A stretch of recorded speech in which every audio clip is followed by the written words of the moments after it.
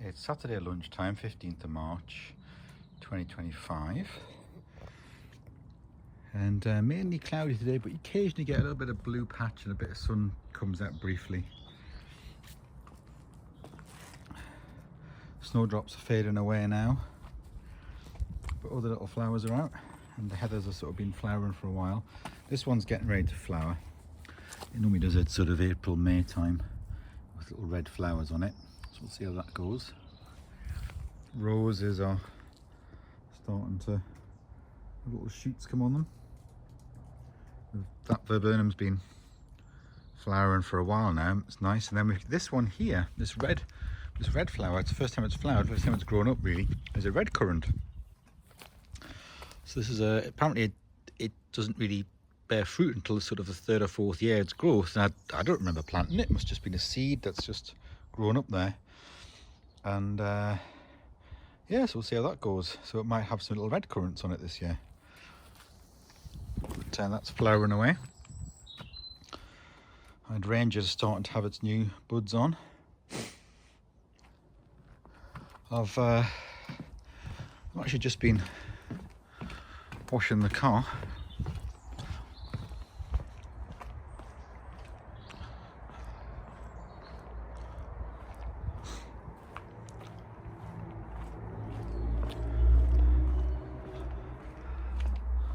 There we go.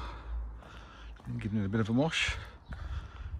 There's been a lot of grit being applied at night times, but really no ice or frost, because it's been quite dry over the past few weeks. And then occasionally, like, the temperature might go down to sort of 0, 1, 2 or 3, but very briefly, like 5 o'clock in the morning. And it's really a bit of a waste of money and time gritting all the roads.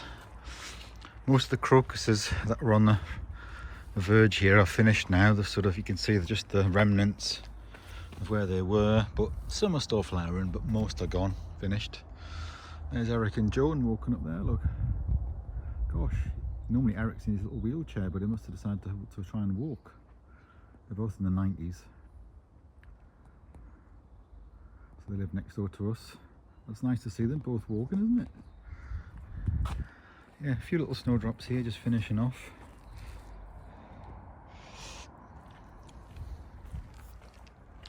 Now this year is the first year that all 4 clumps of these daffodils have got flower heads.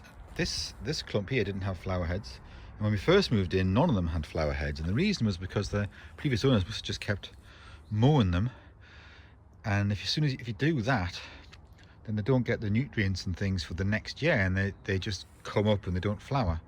So we've not mowed them, we've let them grow up, and then slowly over time more and more flowers have come on them each year, and now all 4 clumps have got a good set of flowers that are going to come out on these daffodils. So that's good, isn't it?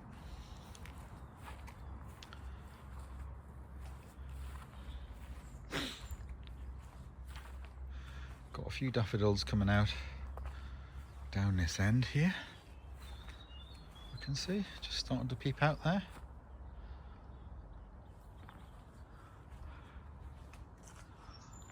Mary's been playing football in her football boots here, so we've got that's quite a good way of aerating the lawn, isn't it? It's all the stud marks and everything in the lawn there, and interesting shapes and patterns from footballs. Yeah, even one look at that, look at the evidence straight on the glass there.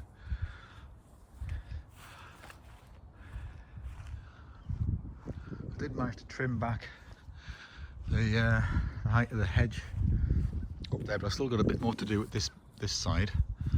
But this was all much higher. It was like right up there, all along there. I might have to get in and do it and move the ladders around and stuff like that and reach.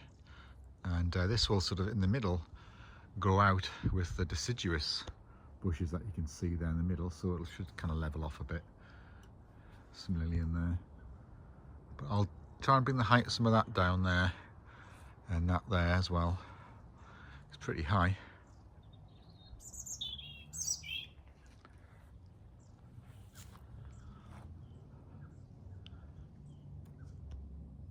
We'll have a little look in here, see what the temperature is.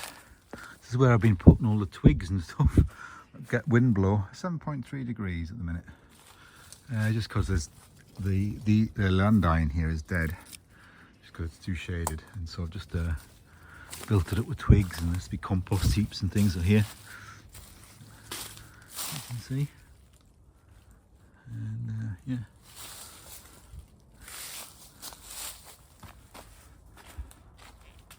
This is a little woodland walk we've got here. That's the ladders I've just been using, double ladders to sort of get up to the top of the hedge. And you know, you put them up, you got sort of put them up when you get to the top. It's like coming out of the canopy, and then you can see what you're doing.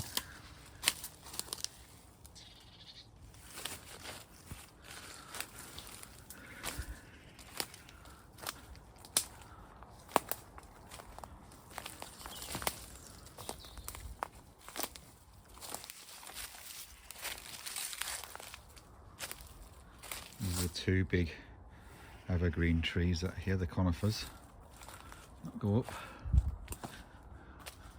and that we had cut the tops off because we're really high.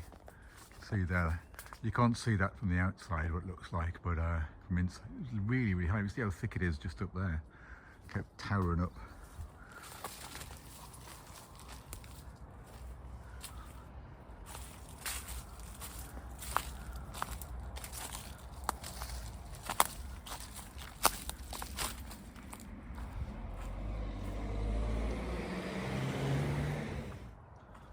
I did manage to cut the top of this. It was like really pointy up there, sort of rounded it off a bit, and cut some of the higher branches down off these things as well before their leaves come. Make it easier.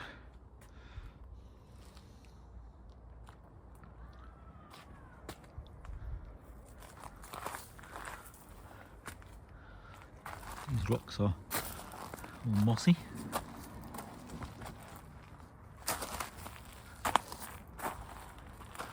And I see all the birds dropping on here. It's because of the bird feeders and things that come.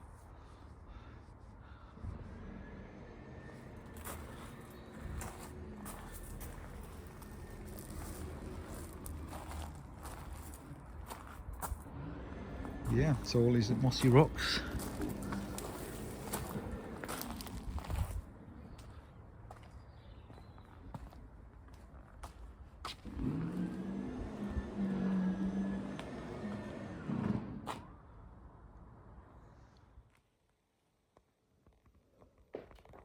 So this is one of the living rooms.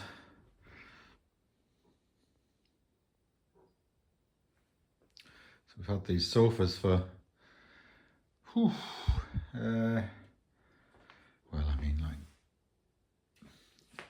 18 years really, or 17 years. When we first moved into the first house we had, I didn't have any sofas, just carpet and like a chair or something like that. Like yeah, we got this because it was a big open plan room, and so yeah, these are pretty old, but they still survived all this time. And there's another armchair that goes with it. That's in Stephanie's bedroom. Put the washing out.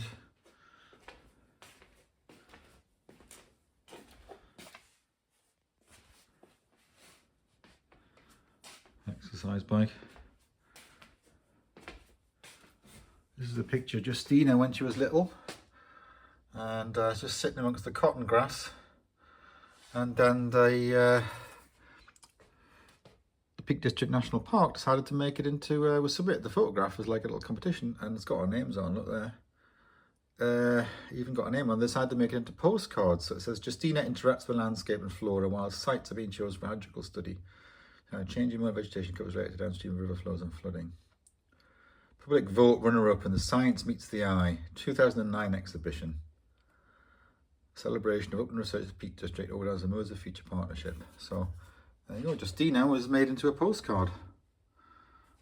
That's that one. Look at that, yeah.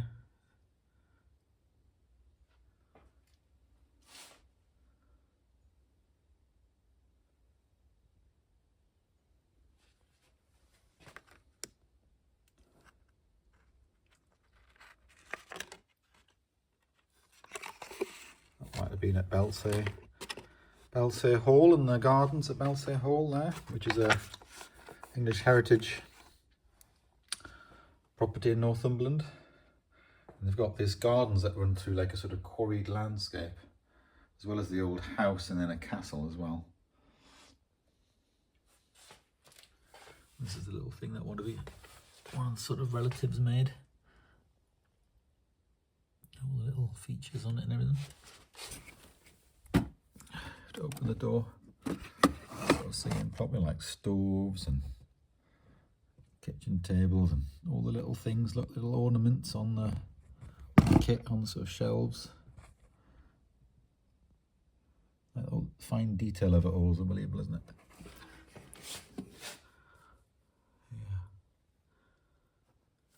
Yeah. That's that.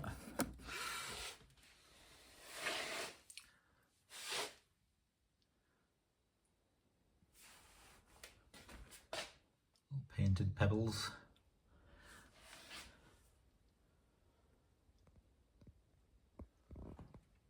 Different sort of minerals and things.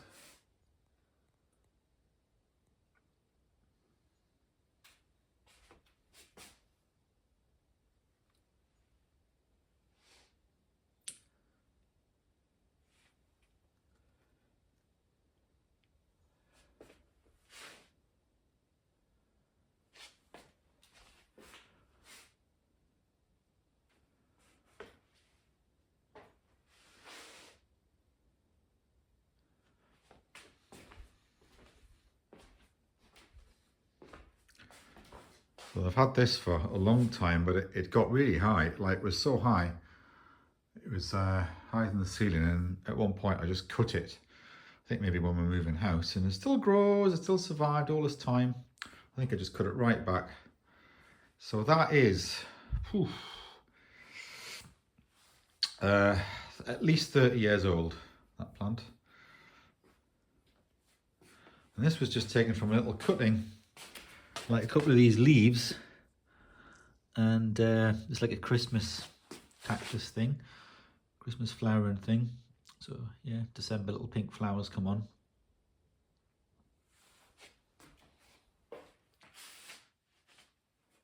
And here's another cutting off it. I think growing there. Oh, that would be a different one, I'm not sure. Maybe that's a different one. I think that's a different one.